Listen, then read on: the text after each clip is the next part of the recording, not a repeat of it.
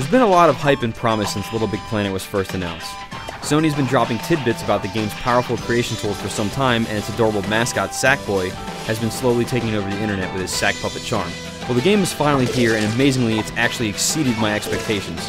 There's still some quirks here and there which detract from the overall experience in some small ways, but know this, the game absolutely delivers. Little Big Planet is a game about the eternal struggle between crazy-looking sack puppets and the hazardous environments that they call home. It's a 2D platformer at its heart, but you can move between 3 different planes, the foreground, midground, and background. This works well overall, but the planes can be problematic sometimes. Sackboy automatically switches between planes when you jump when the game thinks that you need to, but this can be inconsistent. Sometimes you jump to things you don't want to, sometimes the auto jump doesn't actually kick in, and sometimes he'll grab things in a plane that you don't want to be in. Also, since everything in the game is physics-based, the actual platforming isn't refined as, say, a Mario game. Manipulating your dude in the air and while he jumps isn't quite as responsive as you'd like it to be. But like I said, these problems don't even come close to ruining the experience. And what an experience it is. First off, the presentation, graphics, and sound are just fantastic.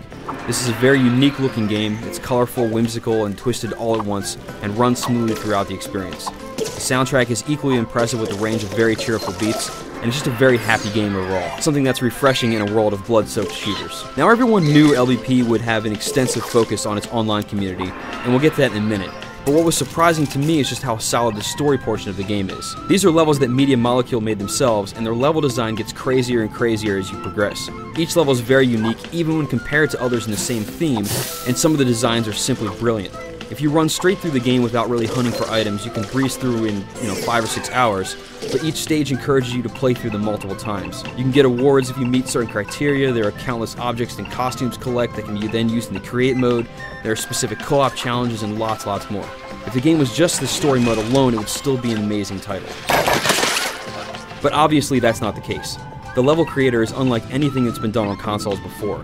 There are a ton of different tools in the game, and listing them all would be a lost cause, but just be assured that you can change and tinker with pretty much any aspect in any level that you want. Things like camera movement, sound cues, enemies, whatever. Well, maybe not whatever, but pretty close. Overall, it's very easy to put levels together and create objects. It's a flexible creator that people of many different skill levels can use. User-created objects can also be saved and shared to other people, or added as collectible objects in your own level, so that other people can collect your content and then use it in their own levels online, so you may actually see stuff that you've made used in other people's levels when you're jumping online. I do have a few problems with the creator though. The tutorials are very informative and explain everything very well, but they do tend to drag on more than they should, and you can't queue up a bunch of them to watch all at once. You need to keep selecting new objects and then wait for the next one to load. In addition to that, there are a few weird bugs of things unattaching themselves randomly, and I wish you could save states in the levels instead of just undoing actions all the time, since it means that sometimes you'll accidentally trigger a trap, not realize it, and then have to go back later and manually pick up the pieces, put them back the way they were, and then, continue on from there. One final thing that should be mentioned is that the interface that deals with all of the community stuff is really slick. You can see the levels that your friends have hearted, and then see more levels by the people who created those levels, and then see the levels that those people like, and it just keeps going on from there. You can search for levels, send invites, play levels online while keeping your parties together, modified user-created levels if they allow it. Really, the game does exactly what you would hope that it would do, and it does a really fantastic job of keeping the community aspect together, and the interface that keeps all of that going is really slick. There's a lot to talk about with this game, but just know that Little Big Planet is a fantastic title overall, and a great exclusive for PS3 fans everywhere.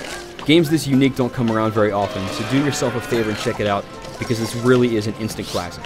For the full written review, log on to IGN.com.